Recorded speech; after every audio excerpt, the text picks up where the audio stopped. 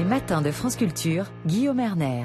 Je crois qu'à chaque fois qu'on parle de logement, on accompagne ce terme du mot crise ou problème de logement. Mais aujourd'hui, semble-t-il, les problèmes du logement, la crise serait plus importante. Il y a une crise. Dans la crise, de quoi parle-t-on ? Pour tenter d'y voir plus clair, nous sommes en présence de deux spécialistes de ce domaine. Tout d'abord, Ingrid Nappi, bonjour. Vous êtes économiste, spécialiste des questions immobilières, professeur à l'école des Ponts Paris Tech. Vous avez fait partie du Conseil national de refondation du logement qui vient de se clore en août. Et puis, un autre regard sur le logement, c'est le vôtre. Robin Rivaton, bonjour. Vous êtes entrepreneur, patron de la société Stonal. On vous doit un certain nombre d'écrits sur l'immobilier demain aux éditions Duno. Et puis, une note intitulée Logement bombe sociale et cette note elle date de 2022 pour dire que cette bombe sociale, je ne sais pas si elle a explosé, si elle est en train d'exploser, mais en tout cas elle ne date pas d'aujourd'hui. Qu'est-ce qui se passe de particulier aujourd'hui, Robin Rivaton? Pourquoi cet emballement sur une crise du logement? Dans le logement, il y avait une crise structurelle dont on pourra détailler les effets un peu plus tard, mais aujourd'hui, on affronte une crise conjoncturelle. Une crise conjoncturelle qui frappe tous les pays dans le monde, la France n'est pas immune, et qui est liée à la remontée des taux directeurs des banques centrales la plus brutale de l'histoire économique moderne, et donc qui a asséché le pouvoir d'achat immobilier de certaines classes très particulières, les primo-accédants, donc les gens qui n'avaient pas d'immobilier, qui empruntaient 100% ou quasiment 100% de la somme pour se loger, les investisseurs locatifs qui achetaient pour louer les biens ensuite, et le monde du logement social qui est à sa dette à taux variable, puisque la dette du livret A, personne ne le sait, mais elle est à taux variable quasiment pour son intégralité. Et donc tous ces publics se sont retrouvés complètement en incapacité à devoir rembourser des sommes très importantes pour pouvoir acheter du logement. Et donc ils n'ont pas pu être... Et ces trois publics sont les acheteurs traditionnels du logement neuf. Et donc ils ont arrêté d'acheter du logement neuf, les promoteurs ont arrêté de lancer des programmes. Et aujourd'hui on arrive à la troisième lame de fond.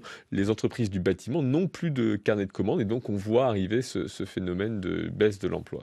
Donc les taux sont extrêmement importants puisque, comme vous venez de l'expliquer, c'est un marché qui est très dépendant de l'accession au crédit, comme on peut le comprendre aisément en Robin Rivaton. Mais normalement, lorsque les taux augmentent, les prix baissent. Donc l'un dans l'autre, la pierre demeure à peu près au même prix. Et donc là, on parlait essentiellement du marché du logement neuf.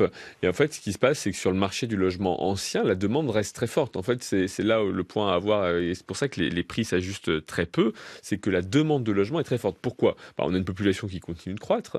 On a une population qui décohabite. C'est-à-dire que le nombre d'individus par ménage se réduit. Pour plein de raisons, on ne va pas les détailler ici, mais par exemple, les divorces au-delà de 50 ans. C'était un phénomène qui n'existait pas il y a presque 15 ans et qui aujourd'hui est devenu un phénomène qui s'est largement généralisé. Et tout ça crée une pression sur le nombre de logements. La métropolisation, c'est un phénomène qui continue et qui fait que les gens habitent toujours plus au même endroit.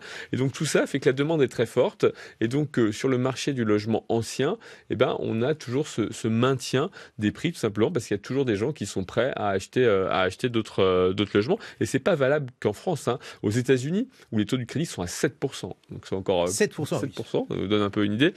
Les prix immobiliers ont arrêté leur chute, alors même ils ont légèrement chuté, mais par rapport au pic, ils sont seulement à moins 3%. Donc on voit bien qu'aujourd'hui, on a une demande de logement qui reste très forte dans tous les pays développés. Ingrid Nappi, c'est donc une période particulière parce que au-delà des questions évoquées par Robin Rivaton, il y a une autre préoccupation qui, elle, n'existait pas auparavant, c'est la préoccupation, je vais le dire d'un terme large, la préoccupation écologique qui, elle, façonne d'une autre manière le marché du logement. Oui, tout à fait, mais je reviendrai sur la notion de bombe sociale dont on entend beaucoup parler actuellement, comme si la crise venait d'apparaître. La crise, elle est latente et elle est même plus que latente, elle existe depuis 2008, depuis justement une période qu'on a oubliée, qui c'est celle des taux d'intérêt très bas, voire pratiquement nuls parce que inflation zéro, donc une période complètement exceptionnelle dans l'histoire économique de la France depuis l'après-guerre. Et donc, on voit bien qu'on a assisté à des prix immobiliers avec une croissance multipliée par 2 ou par 3 dans certaines métropoles, alors que les revenus des ménages ne montaient pas. Donc, brutalement, pourquoi on parle de crise sociale ? Parce que, justement, comme l'a dit Robin, les taux d'intérêt ont monté. Mais surtout, ce n'est pas une question de hausse des taux d'intérêt, parce qu'ils restent quand même relativement bas, comparativement aux taux d'intérêt qu'on a pu avoir dans les années 60, 70, ou même il y a 15 ans, ou même 10 ans. Ils sont relativement bas parce que l'inflation est à 7%, les taux sont à 4%, on a encore une petite marge. Ce qui révolte énormément le secteur, c'est la baisse des volumes de crédit, des quantités de crédit allouées par les banques. Ça, il est là le problème. C'est que c'est non seulement une crise conjoncturelle par cette hausse des taux d'intérêt, mais c'est également une crise structurelle. C'est qu'on a aujourd'hui une crise non seulement du logement social, on va peut-être le mettre à côté, mais une crise également du pouvoir d'achat des ménages, primo-accédants comme on l'a dit, une crise de l'offre. C'est le secteur économique de l'industrie immobilière et de l'industrie de construction qui est en crise. C'est lourd dans l'économie aujourd'hui en France. La construction, ce qu'on appelle le BTP, les bâtiments, transports publics, même le bâtiment, 7% du PIB. L'industrie immobilière, les services immobiliers, les promoteurs, 8%. Ça fait 20%. Alors elle vient d'où la crise? Elle vient justement du problème des sols. On n'a plus de terrain. Elle vient du problème de l'augmentation des coûts de construction qui est lié non seulement à une crise logistique et à l'inflation, mais également aussi qu'on va construire différemment. On parle aujourd'hui de matériaux biosourcés, donc j'arrive à votre question sur l'écologie. On vient également sur une question de prix immobilier. Donc aujourd'hui, c'est un secteur qui a été consumériste de ressources pendant pratiquement 50 ans, qui a construit des logements neufs. Et aujourd'hui, on parle de réhabilitation. On parle aujourd'hui de construire moins et de réhabiliter, de recycler des pans de villes qui sont en friche, tertiaire notamment, industrielle. Et c'est la question aujourd'hui.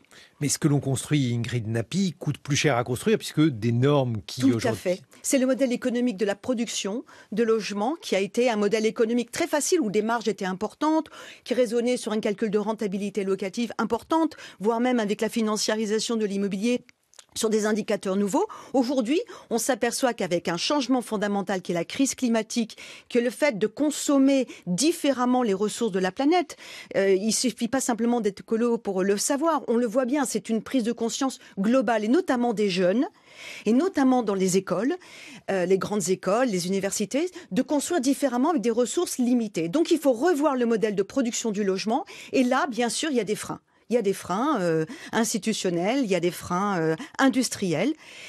Les promoteurs immobiliers sont en train d'innover sur ces questions-là. Il y a un besoin d'innovation. Mais comme vous le savez, l'innovation, ça prend du temps.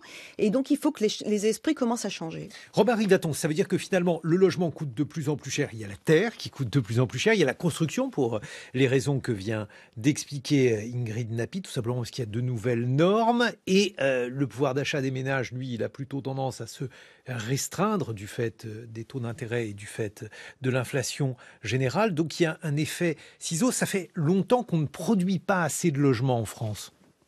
Oui, alors ce chiffre, le chiffre mythique des 500 000 logements par an n'a pas été atteint depuis très très longtemps. Et pourquoi ce chiffre 500 000 ? Il est difficile à expliquer aujourd'hui encore une fois. À quoi correspond-il ?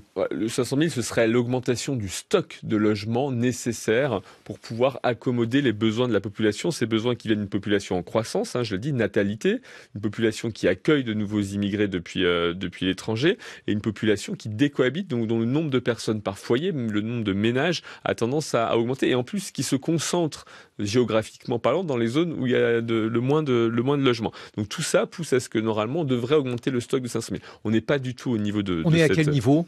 En augmentation nette du stock, on est plutôt à 350 000 par an d'augmentation nette du stock. Donc si je compte bien, il y aurait un déficit de 150 000 logements par an ? Vous pouvez le compter. Je vais donner un autre indicateur. Aujourd'hui, en Île-de-France, vous avez 1,5 million de personnes qui sont dans des foyers en suroccupation. Donc, si vous prenez c'est un autre indicateur qui ne regarde pas le stock, mais qui vous dit que ces gens, si on considère qu'ils sont en suroccupation de logement, on pourrait imaginer qu'on voudrait construire suffisamment de logements pour les sortir de la suroccupation. Donc, vous avez un besoin quantitatif de ce qu'il faudrait ou de ce qu'il pourrait être nécessaire à construire. Aujourd'hui, le sujet, vous l'avez dit, la problématique du foncier en est une sans en être réellement une. Je m'explique. La charge foncière, donc le prix qu'on paye pour un foncier, on le divise par l'ensemble des mètres carrés qui vont être bâtis. Si vous construisez 5 étages au lieu de 8 étages, évidemment, le prix du foncier il est plus important. Et c'est là où aujourd'hui on a un vrai sujet, c'est que l'on ne densifie pas assez nos villes et qu'on a voulu mettre en place des politiques environnementales, notamment le zéro artificialisation nette, qui sont des politiques extrêmement strictes, sans avoir le côté positif des choses, ou en tout cas le fait de se dire, dans nos villes, il faut que l'on construise en hauteur. Dernier point là-dessus, mais quand on était à l'époque du baron Haussmann, dans le deuxième règlement du baron Haussmann, la métropole parisienne faisait 2 millions d'habitants, on construisait à 7 étages. Aujourd'hui, à 12 millions d'habitants dans la métropole parisienne, on construit très souvent à 5, 6, 7 étages. Donc on voit bien qu'on a un sujet de hauteur et de densification qui est un sujet principal. Bon, pour être complet, il faut aussi dire, Robin Rivaton, qu'il y a de grandes disparités à l'échelle donc du territoire. Il y a des lieux où c'est très facile et très bon marché de se loger, et puis d'autres où au contraire c'est très compliqué. Et c'est parfois un peu la baguette magique qu'on entend en disant mais les gens n'ont qu'à aller là où les logements est pas cher. Mais pour moi c'est absolument une hérésie d'entendre ça. Aujourd'hui, d'une part, la croissance démographique se concentre dans les métropoles, c'est là où les gens naissent et les gens veulent vivre là où ils naissent et près de leurs parents. Et le deuxième point, c'est que si les gens ne font pas ces migrations-là, on ne va pas les forcer. Ou alors les gens qui le disent, qui proposent ces changements-là, ils ont qu'à aller en éclaireur dans ces territoires un peu en déshérence et puis après nous dire si vraiment les choses... Certains territoires de ce type qui sont très agréables, mais enfin ce sont des territoires qui sont souvent loin des lieux où l'on trouve aisément du travail. Ingrid Nappi, votre point de vue là-dessus? Je pense qu'en effet, c'est toujours attractif de parler de construction neuve. On voit bien aujourd'hui qu'il n'y a pas que Paris en France, il n'y a pas non plus que les métropoles, il y a également une France qui est divisée. On ne va pas parler des gilets jaunes, mais c'est quand même bien là le sujet. La bombe sociale, c'est que c'est une France qui est divisée. C'est une France qui également, dont certains ménages ne peuvent pas faire face à la dépense énergétique qui est croissante. Donc il convient aujourd'hui, c'est d'ailleurs la politique du gouvernement actuel, qu'on critique peut-être parce que ça n'arrange pas certaines économies, mais c'est d'abord de recycler l'existant. Et l'existant, il est généralement, on parle de 5 millions d'épaves thermiques, on parle de populations qui sont exclues de l'innovation immobilière. Rénover l'existant, recycler le foncier. Oui, à Paris, il faut redensifier. Il y a des métropoles où des parcs entiers de villes sont, on le voit quand on parle des immeubles qui se dégradent à Marseille ou à Lille. Là, on dit il faut rénover. Je pense qu'aujourd'hui, dans une économie circulaire qu'on tend à développer, le parc du logement, c'est la véritable question aujourd'hui, c'est de regarder plus précisément le parc de logement que les constructions neuves. On sait très bien que la population va décroître. C'est le parc existant qu'il convient d'étudier. Bon, il y a, semble-t-il, une différence de vue. On va évoquer ces différents regards sur le logement dans une vingtaine de minutes. Robin Rivaton, vous êtes entrepreneur, essayiste. On vous doit notamment l'immobilier demain chez Duno. Ingrid Nappi, vous êtes économiste et professeur à l'école des ponts ParisTech. Voici une autre professeure, Esther Duflo. 6h30, 9h, les matins de France Culture. Guillaume Erner. Crise du logement, ses causes et puis ses remèdes. Nous en parlons en compagnie d'une économiste, Ingrid Nappi, d'un entrepreneur, essayiste, Robin Rivaton. Et puis, on va essayer d'évoquer les dimensions politique de cette crise et de ses solutions avec Xavier Lépine que nous accueillons. Vous êtes président de l'Institut de l'épargne immobilière et foncière. Vous êtes président fondateur de la Société des nouveaux propriétaires. Vous avez porté le programme d'Emmanuel Macron sur le logement à la présidentielle et vous avez lancé une offre alternative d'accès à la propriété. J'ai dit il y a quelques instants que la question du logement était une question politique. Laurent Wauquiez a annoncé ce week-end que la région qu'il préside, Auvergne-Rhône-Alpes, sortait du dispositif zéro artificialisation nette. Peut-être Robin Rivaton, quelques mots pour nous expliquer ce qu'est ce dispositif zéro artificialisation nette, et puis également pour nous dire s'il a la possibilité véritablement de sortir de ce dispositif. Alors c'est une mesure qui date de 2017 et qui était enterrée dans les cartons et qui est ressortie à l'initiative de la Convention citoyenne pour le climat et qui a été adoptée dans un format assez simple, qui est de dire que d'ici à 2030, les communes doivent diviser par 2 le rythme d'artificialisation des sols et d'ici à 2050, totalement arrêter l'artificialisation des sols. C'est-à-dire qu'un sol qui n'a pas déjà été bâti ne pourra plus être bâti à condition d'être compensé. C'est-à-dire qu'on pourrait raser un immeuble pour en construire un autre. L'idée est vertueuse sur le principe Évidemment, elle a été mal appliquée dans son fonctionnement parce que c'est une mesure très complexe. Et qu'est-ce qui se passe concrètement sur le terrain aujourd'hui? Comme c'est très dur de calculer un rythme d'artificialisation des sols, les mairies sont en train de surappliquer la règle et appliquent l'objectif de 2050 dès aujourd'hui. Et donc on voit bien que ça a un impact sur la capacité à densifier certains territoires où les gens veulent se loger. Et donc ça limite la production de logements neufs. Très concrètement, Laurent Wauquiez n'a pas le droit d'en sortir. C'est une loi qui a été votée avec des décrets d'application. Ce qui se passe, c'est qu'on a donné quand même aux régions le fait de pouvoir répartir à l'intérieur de la région, parce que est-ce qu'on doit densifier est-ce que c'est les nouvelles villes, les grandes villes qui doivent pouvoir densifier des parcelles? Est-ce que c'est le petit village? Donc comment on répartit tout ça? Et donc Laurent Wauquiez a ce pouvoir entre guillemets de bloquer l'application de ce texte, mais il ne peut pas se mettre hors la loi. Ingrid Nappi, il a raison ou tort, Laurent Wauquiez, de vouloir en sortir? Je pense que, étant donné la situation aujourd'hui, on sait bien que le parc immobilier est fortement émetteur de gaz à effet de serre et qu'il convient aujourd'hui, pour lutter contre le réchauffement climatique qui nous concerne tous, on a parlé d'un très beau jour de printemps aujourd'hui, en fait, en ce 2 octobre. Il est important de regarder réellement la réalité. Pour revenir sur les constructions neuves, parce qu'on parle toujours du logement neuf, la crise du logement, sur Laurent Wauquiez, la zéro artificialisation nette. Oui, je vais revenir sur cette question-là, si vous me le permettez. La question aujourd'hui, c'est pas tant de construire du neuf, sachant que quand on a construit du neuf, on ne fait pas baisser les prix. Je reviens sur la crise sociale quand même au départ. Aujourd'hui, c'est comment on va faire pour ne plus artificialiser des sols. Donc aujourd'hui, on a une France avec des friches industrielles, on a une France avec certaines friches tertiaires, on parle de certains immeubles de bureaux en grande périphérie qui n'arrivent pas à être remplis. Donc pourquoi ne pas les convertir en logement? On voit bien qu'il y a un enjeu aujourd'hui important qui est de prendre en compte ce recyclage de la ville. Donc il faut d'abord s'attaquer au recyclage de la ville et au sol déjà artificialisé avant d'en artificialiser de nouveau. Voilà la question. Donc on a bien entendu, il y a en fait une différence d'appréciation entre vous, Ingrid Nappi, et Robin Rivaton. Vous estimez que finalement on a assez de logements, si tant est qu'on puisse effectivement les rénover, les remettre aux normes. Et Robin Rivaton pense que ce n'est pas exactement le cas. Un professionnel est désormais dans ce studio. Xavier Lépine, vous êtes président de l'Institut de l'épargne immobilière. Votre point de vue sur cette crise du logement dont on parle depuis des années, qui semble s'aggraver parce que manifestement il n'y a pas assez de logements neufs, ou en tout cas pas assez de logements tout court, là où les Français veulent se loger. De mon point de vue, la crise, elle n'est pas conjoncturelle, elle est structurelle. Ça fait depuis maintenant 40 ans que le prix du logement augmente plus vite que les revenus. C'est pas besoin d'avoir fait Polytechnique pour comprendre qu'à un moment donné, ça coince. Donc cette situation, elle n'est pas bonne, elle est même franchement assez dramatique. Elle s'est très concrétisée, comme vous l'avez rappelé, Robin, par la hausse des taux et donc l'insolvabilité supplémentaire des ménages, mais elle n'est pas nouvelle. Moi, ma difficulté dans tout cela, ou mon interpellation, c'est de dire, ce n'est pas une crise conjoncturelle. On ne trouvera pas de solution par des mesures conjoncturelles. Il faut changer les structures. Quand quelque chose ne marche pas, on s'attaque aux structures. Et alors, les structures, c'est quoi pour l'immobilier? Alors d'abord, la réalité, c'est quoi? C'est que le logement, il est beaucoup trop cher pour être acheté par les personnes physiques pour les occuper. Et il n'est franchement pas rentable. Et la gestion de logements par les investisseurs, et notamment institutionnels, est beaucoup trop lourde.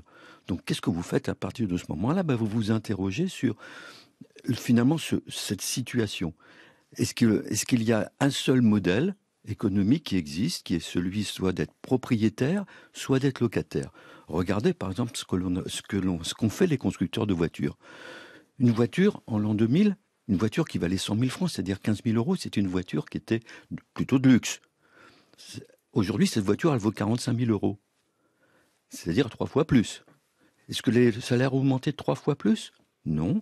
Les salaires ont augmenté de 30% depuis l'an 2000. Et finalement, les constructeurs de voitures ont proposé des systèmes pour s'adapter. Si vous voulez, moi, j'en ai un tout petit peu assez de se dire, c'est toujours à l'État. Xavier Lépine, donc, ce que vous préconisez, c'est finalement de détacher le bâti du foncier pour permettre, en fait, aux individus d'acheter le bâti en louant, je simplifie, en louant, en fait, la parcelle de terre sur laquelle ce bâti est. Non, non. Ça, c'est un des modèles qu'on peut appeler dissociation. Moi, mon Attention, raisonnement, compliquez pas les choses, parce qu'on va complique pas. encore moins vous de comprendre. démembrement. Voilà. Donc vous avez on a une vision géographique du logement en disant il y a le sol d'un côté, le foncier et le bâti de l'autre. Non, ce n'est pas du tout mon approche. Moi, mon approche, il est beaucoup plus de dire il faut démembrer la propriété non pas dans l'espace mais dans le temps. Autrement dit, il faut pouvoir réconcilier les Français qui doivent pouvoir acheter leur logement à un certain prix comparable à un loyer et permettre en même temps à des investisseurs d'investir mais dans le temps. Alors ça peut paraître un peu compliqué. Oui, je crois que vous n'êtes pas clair. Alors je vais me permettre juste d'éclairer. Il y a un outil juridique qui existe depuis la nuit des temps qui s'appelle le bail amphithéotique. Le bail amphithéotique, c'est un droit de propriété. Vous achetez pour 25 ans la propriété et du coup, vous payez votre bien moitié prix. Si vous achetez votre bien moitié prix, vous empruntez donc la moitié de la somme. Je vais prendre un exemple très concret parce que ça illustrera mieux. Un bien qui vaut 300 000 euros, vous pouvez le louer 1 000 euros ou 1 100 euros par mois. Ça, vous avez les moyens. Si vous voulez l'acheter et que vous n'avez pas d'apport, il va vous coûter 1 800 euros. Ça, vous ne pouvez pas. Donc, comment fait-on ? Eh bien, j'achète la propriété à travers une foncière, 300 000 euros. Je revends à un particulier 25 ans de propriété, donc je ne suis plus propriétaire pendant 25 ans. Je le vends 150 000 euros. Donc, au lieu d'emprunter 300 000, j'emprunte 150 000. Donc, je vais payer 900 euros par mois, moins cher qu'un loyer. La personne paye une redevance complémentaire qui va l'amener au niveau d'un loyer. Donc, lui, il peut acquérir pendant 25 ans pour le prix d'un loyer. Il est chez lui. Dans 10 ans, il vient me voir parce qu'il veut déménager et je lui rachète à un prix convenu d'avance. La différence, c'est qu'il aura payé la même chose qu'un loyer, mais qu'il aura remboursé un crédit. Et donc, il va épargner automatiquement. La solution, elle est là. Et du côté de l'investisseur institutionnel, lui, il investit donc net 150 000 euros puisqu'il a vendu 150 000. Et en fait, par le biais de la redevance et du prix d'achat, il va avoir un rendement naturel. Il faut changer les structures. Alors, on voit qu'il y a donc ce type de solution que vous préconisez, Xavier Lépine, pour permettre donc à plus de gens d'accéder à la propriété. Mais Robin Rivaton, est-ce que la France est dans une situation particulière par rapport aux autres pays ? Alors, sur les taux d'intérêt, certainement pas. Sur le reste, est-ce qu'il y a quelque chose qui rend cette crise particulièrement aiguë ? Non, pas spécialement. Il faut dire au contraire que la France, sur les 10 dernières années, a plutôt produit plus de logements que ses voisins, et notamment les pays anglo-saxons qui, eux, vivent une crise beaucoup plus forte de l'offre de logements. Et je cite toujours cette statistique, mais elle est assez révélatrice. Le Royaume-Uni a ajouté 8 millions d'habitants depuis l'an 2000. La France a ajouté 7 millions d'habitants depuis l'an 2000. Et ils ont construit 2,5 fois moins de mètres carrés résidentiels. Et si vous allez voir les conditions de logement au Royaume-Uni aujourd'hui, elles sont désastreuses. Les gens s'entassent jusqu'à 35 ans en colocation dans un appartement. Donc on voit bien qu'aujourd'hui, la France rentre dans le cycle un peu en meilleure posture que ses voisins, mais elle est en train d'y plonger très très vite. C'est-à-dire que la production neuve est en train de s'effondrer, et la rénovation, c'est très sympathique, hein, mais quand on rénove du bâti très ancien et qu'on le rénove pour gagner 1 ou 2 étiquettes, on n'a pas structurellement améliorer ce bâti. Aujourd'hui, en France, on a le bâti qui émet le moins de CO2 d'Europe, tout simplement parce que la question, c'est l'énergie à l'entrée. Si vous vous chauffez avec de l'électricité d'origine nucléaire, votre bâti consomme très peu émetteur de carbone. Ça paraît assez évident. Donc aujourd'hui, la France rentre dans cette crise sans avoir en meilleure posture que ses voisins, mais elle rentre très fortement dans la crise. Et aujourd'hui, on voit bien que des amortisseurs traditionnels, tels que le logement social, qui est un amortisseur traditionnel du poids du logement dans le budget des ménages, sont en train de subir une crise très très forte. Et c'est ça qui est inquiétant, c'est qu'on n'est pas prêt à cette crise sociale. Et alors, l'autre question, Robin Rivaton, c'est l'inadéquation de l'offre et la demande, puisque, on l'a dit brièvement dans la première partie, il y a beaucoup de logements libres là où les gens ne veulent pas habiter ou moins habiter. Bien sûr, mais ça c'est très vrai. Il y a des logements qui se vident chaque année en France, dans certaines parties du territoire national. Et c'est pas une critique contre ces territoires, c'est le jeu de la démographie. Si vous mettez une population âgée au même endroit, elle ne fait pas d'enfants et par nature, elle rentre dans ce qu'on appelle une spirale négative et donc un déclin démographique très très fort. On a cru, on a caressé, ou certains ont caressé l'espoir qu'avec la crise du Covid, on allait avoir un repeuplement des territoires périphériques. Ce n'est absolument pas le cas. L'INSEE nous a montré que c'est le phénomène qui s'est passé entre 2019 et 2020 2021 s'était arrêté dès 2022 et qu'on est revenu à des niveaux de migration intra-français qui sont comme avant Covid, donc il n'y a pas eu d'accélération de ce mouvement-là. Et donc aujourd'hui, vous continuez d'avoir des gens qui naissent dans les métropoles. Et c'est là où il faut construire les bâtiments, parce que c'est là où ils voudront vivre. Et que ceux qui nous disent ils ont qu'à aller habiter ailleurs, on les invite d'abord à aller faire ce mouvement en éclaireur, et puis après à nous dire de ce qu'il faut faire. Ingrid Napi. Je vais rebondir là-dessus. Notamment, en effet, il y a une très forte demande de jeunes qui travaillent en métropole et qui ne peuvent pas se loger. Là, elle est là, la crise sociale. Elle est là. Elle est également dans le logement social, mais on le laisse à côté. Il faut construire du logement social pour répondre à une demande. C'est surtout une question du parc locatif privé qui est en crise. Comment est alloué ce parc? Et là, je vais peut-être susciter un débat avec Xavier, mais on sait très bien que Xavier Lépine, que le parc détenu pendant des décennies par des investisseurs institutionnels, ils se sont engagés du logement locatif dit intermédiaire, c'est-à-dire pour les classes intermédiaires, pas celles qui ne peuvent avoir accès à un logement social, ni celles qui peuvent aller directement sur le locatif libre. Donc, elles se sont engagées pour une raison de développement du marché des bureaux et surtout d'une financiarisation, c'est-à-dire que l'immobilier est vu comme un actif très rentable. Sauf qu'aujourd'hui, ce parc locatif intermédiaire, je rappelle, les institutionnels en détenaient pratiquement 20%, puis 13%. Aujourd'hui, c'est plus que 3%. Il est détenu par qui? Par des ménages qui ont acquis ce parc locatif par des conditions de crédit extrêmement souples dans un contexte de non-inflation et dans un contexte de hausse et de spéculation immobilière et d'augmentation des prix. Il faut savoir le dire, ça. Elle est là, la crise sociale. Elle date depuis 2000. Et aujourd'hui, ce parc locatif, en fait, il est détourné de son usage, c'est-à-dire de loger des gens qui vont travailler, de loger des étudiants qui travailleront, pour notamment du meublé, qui rapporte 2 à 3 fois plus. On le sait, on ne va pas le noter, mais c'est un véritable sujet. Donc le parc aujourd'hui, c'est une crise non pas de la construction, il faut construire, mais les chiffres qu'on avait à 475 000 constructions de logements il y a encore 7 ans n'ont pas fait baisser les prix. Parce que quand on est économiste de l'immobilier, on sait très bien que ce n'est pas l'offre qui fait baisser les prix. C'est là une question de la demande. Et s'il y a toujours une demande pour des logements, les prix monteront, quelles que soient les conditions de crédit immobilier. Donc aujourd'hui, la crise, c'est une crise du parc. Une parc qui est très mal affectée. C'est-à-dire qu'il y a des logements, mais pas là où il faudrait. C'est très difficile quand même d'en placer une crise du parc, notamment où le parc devient obsolète, où le parc est ancien. Donc il y a 8% de logements qui sont vacants. Il y a 5 millions d'épaves thermiques. Il y a 2 millions de logements qui sont sortis pour du meublé. Il y a véritablement d'abord regarder l'existant avant d'imaginer de construire. Et s'il faut construire, il faudra construire différemment. Voilà. Xavier Lépine. Bon, ce qui est bien, c'est qu'on a 3 points de vue qui sont, je dirais, 3 approches qui sont complètement différentes. Moi, mon approche, c'est de dire, j'en ai un tout petit peu assez d'entendre toujours les professionnels de l'immobilier se tourner vers l'État en disant « sauvez-nous, sinon vous allez avoir une crise du logement, une crise sociale, une crise dans le bâtiment ». Toujours les mêmes demandes, c'est-à-dire quand on a un problème, l'État doit être là pour nous aider. Je pense que la réponse, moi je suis une approche assez différente de mes camarades. Je pense que tout cela est un peu pathétique. Je veux dire, ça fait 30 ans que ça dure, on entend tous toujours la même chose. La réponse, elle est au sein du secteur privé. Il y a des réponses, effectivement. Alors, effectivement, Ingrid, je te rejoins. Il y a effectivement... Ingrid Napi, l'économiste qui considérait que les produits mis sur le marché par les professionnels de l'immobilier avaient été inadaptés et finalement ne servaient pas à résoudre la crise du logement. Xavier Lépine. Je ne sais pas. À cette question, je ne sais pas répondre. Moi, ce que je sais, c'est que j'ai une réponse, j'ai une solution.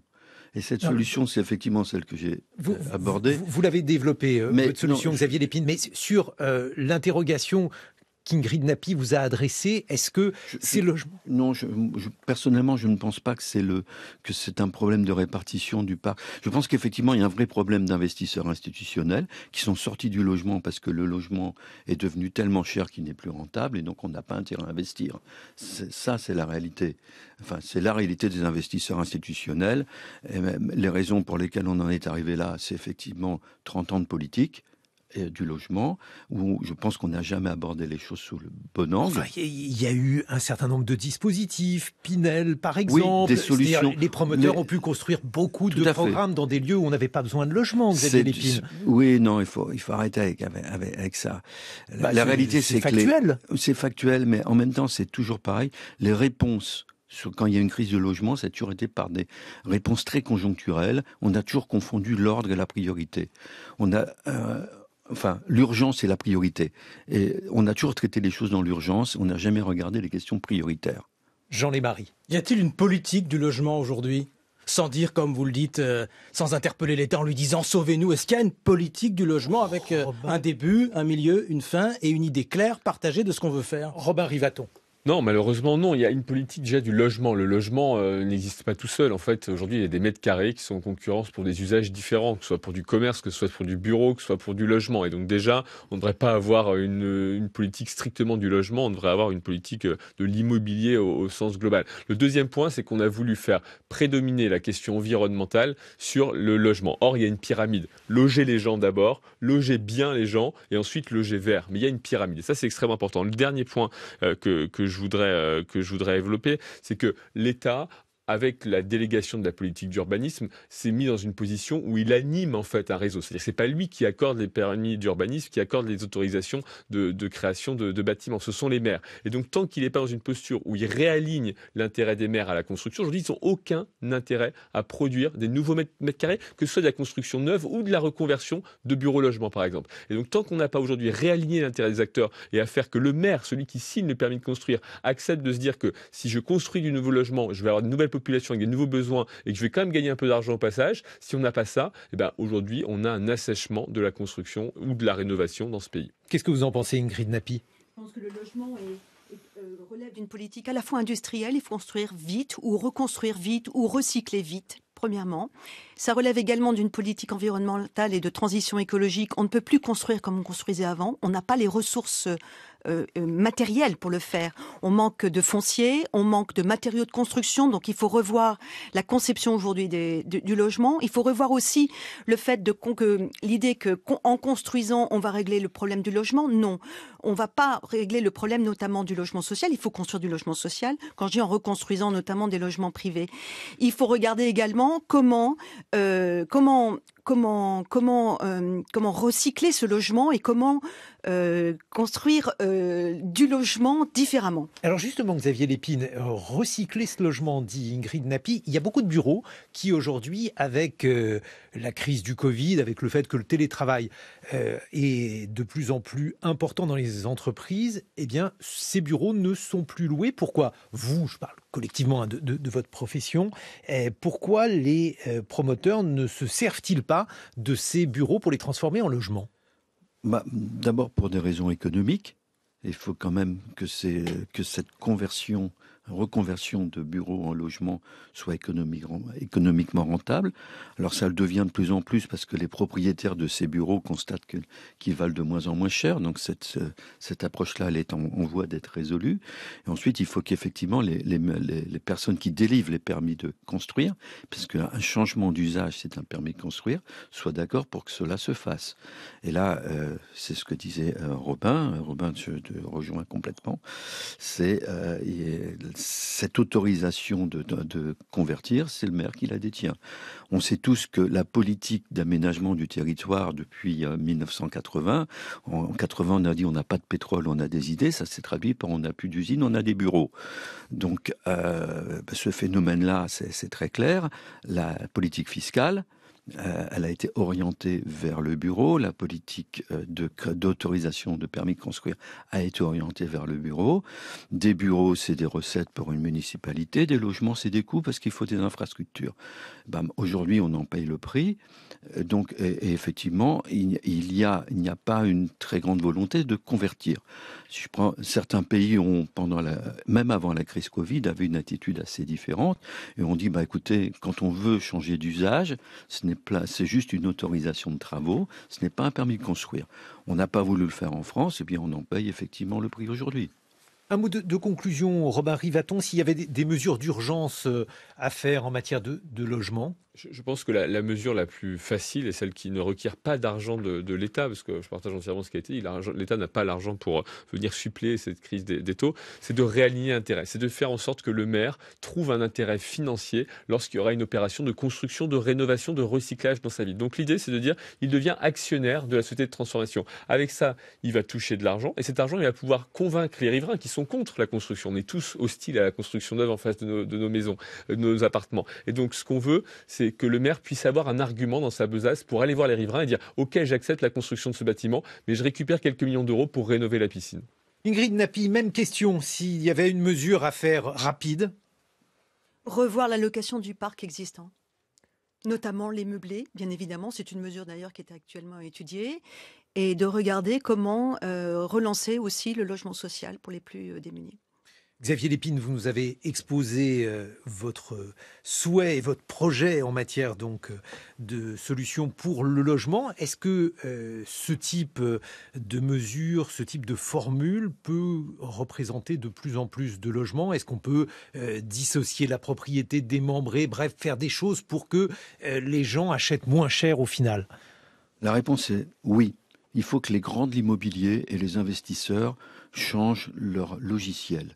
Il faut changer l'approche quand une approche ne marche plus. Rester sur les mêmes dogmes depuis maintenant 50 ans, ça ne marche plus. Alors soit on continue pareil, on fait des mesurettes et on reporte le problème plus gros, soit on change. Et c'est là la question aujourd'hui. Merci Xavier Lépine. Je rappelle que vous êtes président de l'Institut de l'épargne immobilière. Ingrid Nappi, merci. Vous êtes économiste et spécialiste des questions immobilières.